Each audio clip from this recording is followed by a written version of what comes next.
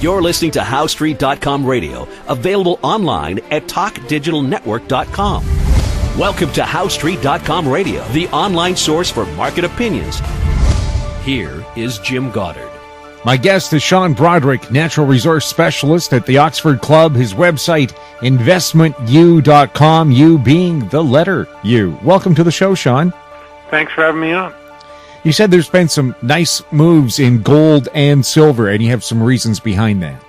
Well, yeah, I mean, certainly in gold, this usually happens around this time of year anyway. We've seen kind of a seasonal move, and however, we have seen some real attempts to push a gold back down, and they've just been flattened because there's upward pressure, real upward pressure, and so maybe we'll see a breakout. We aren't there yet. At the time you and I are speaking about this, we aren't there yet. However, we're close.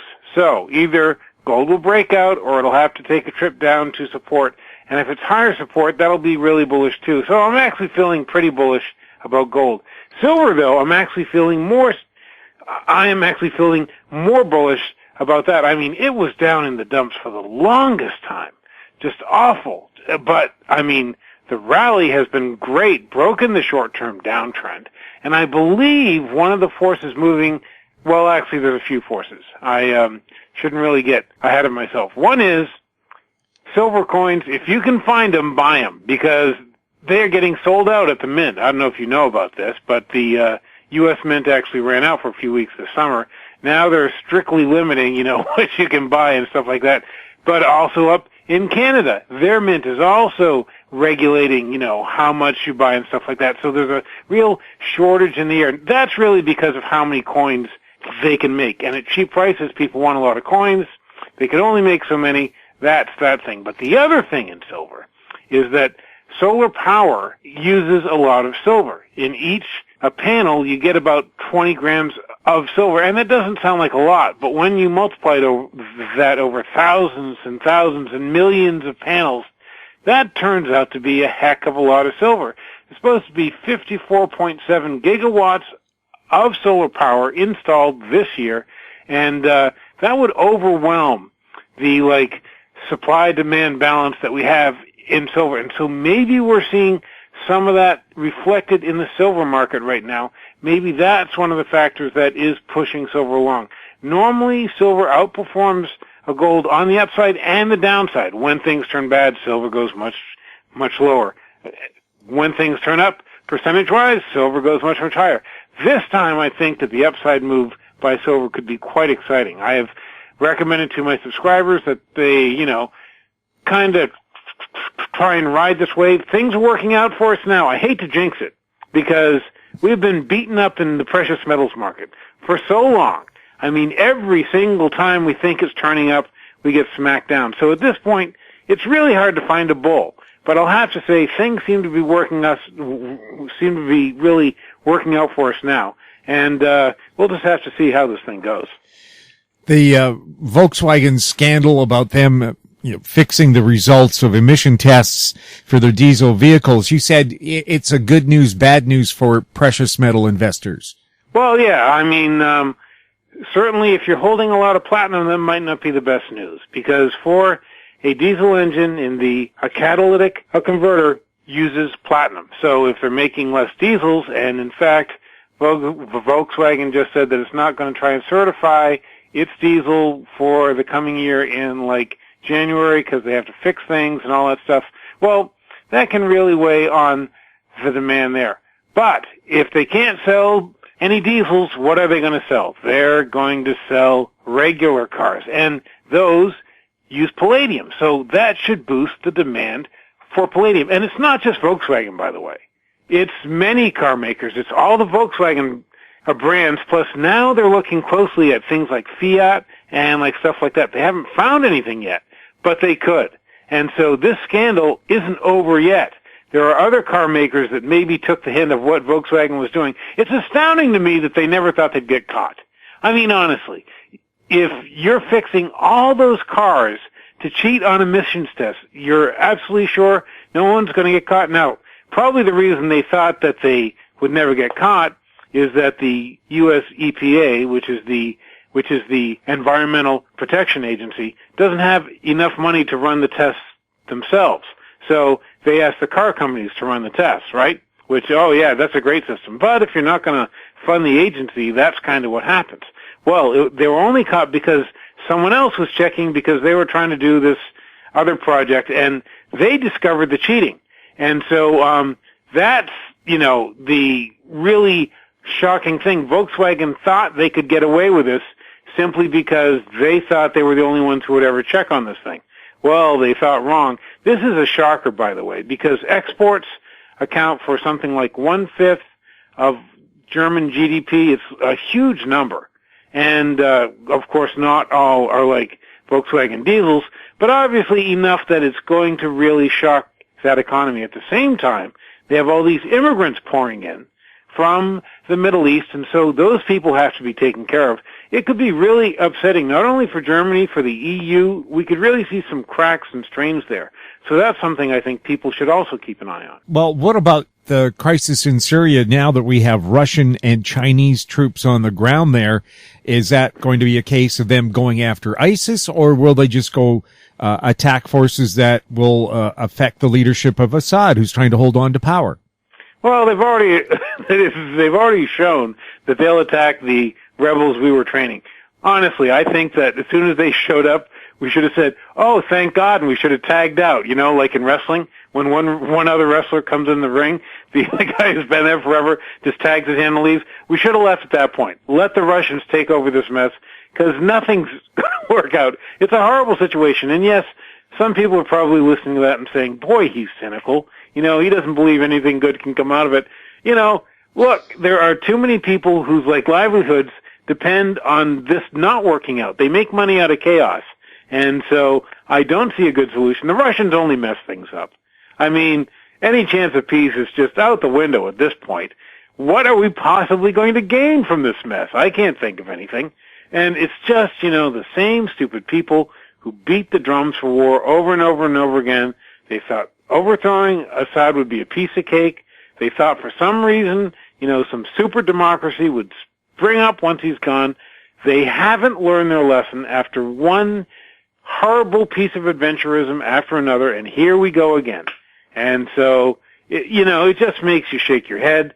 But yes, you are bringing up a good point. So, the question on everyone's mind is, what does this do to oil prices? It's in the Middle East, of course. And the answer is probably nothing yet.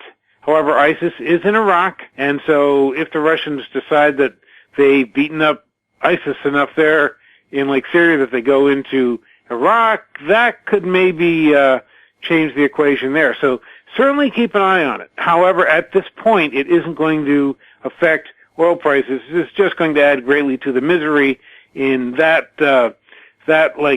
region of the world. And unfortunately, misery is the one thing that they have in great abundance already. And is there ever going to be a solution to Middle East trouble? There's been trouble there for the last 10,000 years. I know. And it's like people hold grudges as some kind of hobby. Obviously you and I are not going to solve the Middle East crisis right here. I don't know about you, my friend, but I don't really see any easy solutions when you have multiple sides who hate each other to the bone.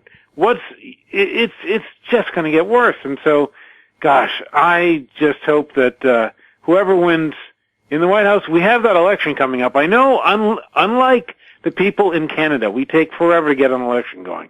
I mean, you guys get your elections over and done with quickly, and boom, there you go. And we just drag on and on and on, and we have to winnow down the field from 18 candidates. It's insane and all this stuff. But at some point, somebody's going to be in the office. I hope they don't feel they have to prove themselves by trying to take on yet another project in the Middle East, which seems to have been going on here, by the way. And so we'll just see how that goes. But I am really not hopeful in that area. We'll have more with Sean Brodrick right after the break. More and more people are looking to the internet for intelligent, riveting, and thought-provoking interviews. To advertise on The Goddard Report and TalkDigitalNetwork.com, call 604-699-8600, 604-699-8600. Welcome back. We're speaking with Sean Brodrick. Sean, Do you see any break in the oil markets right now in North America? Well, actually, yes. I mean, we have seen oil production in the U.S. actually head down quite a bit. It's about 500,000 barrels per day below its peak, and that's actually quite a drop. And so that's actually, if you want to be bullish, that's one of the most bullish signs we've seen, frankly. And we are seeing some things happen up in Canada, in Canada as well, with the recent offer in the oil sands fields and stuff. And so things could happen there as well. And also, U.S.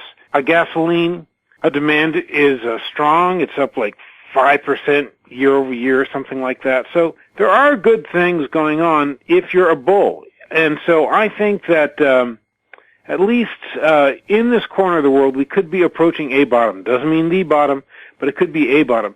And the stocks are certainly acting like it. I mean, we are seeing some nice action in there, which I feel great about because I recently recommended an oil stock to my subscribers. But, for example, if you look at the IEZ, which is an ETF, which is U.S. Oil Equipment and Services, and I mention that one because nothing's been beaten down harder, because who needs oil services in this kind of market, right? You just don't. But if you look at a chart of that, there's a beautiful double bottom in it. Now, it has come up to overhead resistance. It could go right back down to the bottom. But at the very least, it seems to be in a range. And when people were really worried about Armageddon, that's a real improvement to be in a range. You know what I mean? And so I think that's really good for certain companies in that area. I wouldn't buy everything, but there are some good companies, strong companies. They have cash flow now. They have cash, which is so important. And they can see it through to the other side. And so now's the time to be choosy, but I think you can get some great deals in the oil sector. That's what I've been just letting my subscribers know, and I think people can start to make those moves. But I would emphasize this. I don't know when the actual bottom is going to be. I just think this is a bottom. And I don't know if there's going to be a real rally in oil. My view has always been lower for longer. And I think we're in a range right now that's between 40 and $50, but if we move up to $60, and that's on the U.S. oil benchmark, but if we move up there, then we'll start to see some new production come on. And then what does that do to the equation? So I'm not super bullish on oil itself, but I think there are some stocks that have been beaten down so much you can really start to pick them up. But the point that I was going to make is find one that pays you to wait, because we don't know when the real next rally in oil is coming. So you might as well be paid to wait for that to actually happen, and find one that can support its dividend, which is so important. And especially if you have one that has the cash flow to maybe even keep raising that dividend, and it's been sold off hard with everything else, that, my friend, would be a good place to look in this particular market. But you have to have a stomach for it, because something might happen. I mean, there might be some new production coming out, or some kind of economic problem in like China, and things could head further lower. And so that's one more reason why I would like to be paid to wait. I would like stocks with nice dividends to just ride this thing out. I also think there's a renewed love affair with the gas guzzler, with RV sales up. I'm seeing more recreational vehicles traveling around Vancouver than I've seen for years, because people can afford to fuel the damn things up. Yeah, I mean, there is that. There's a good argument for that as well. We've seen more car sales, and those cars that are sold tend to be larger. It's, as you said, things are cheap. People don't really feel the pinch. They'll feel it next time, I guess, and so then we'll have to go through that thing. But yes, people are actually purchasing more cars now, and they are buying larger cars when they purchase them. And so that is something that's helping rev up the gasoline sales year over year. Sean, thanks a lot for chatting with us. Hey, it's always my pleasure. And I think that this is an exciting time in the commodity markets. I'm feeling more bullish about things than I have in quite some time. I just want to leave your folks who actually listen to this with the idea that I'm not saying you should buy everything, but if you want to be picky and choosy, you might find some real bargains right now in precious metals, in oil and gas, and so now's the time when you can actually start to do that kind of thing. Thanks a lot again. All right, thanks. My guest has been Sean Brodrick, Natural Resource Specialist at the Oxford Club. His website, investmentu.com. You're listening to HowStreet.com radio. Find us on Twitter on Talk Digital Net. Our popular YouTube channel is Talk Digital Network. Comments about the show can be emailed to info@HowStreet.com. If you have any questions for Sean, that's a great place to send them. I'm Jim Goddard. Comments made on HowStreet.com radio are an expression of opinion only and should not be construed in any matter whatsoever as recommendations to buy or sell any financial instrument at any time. Available online at TalkDigitalNetwork.com. HowStreet.com radio is a production of HowStreet Media Incorporated.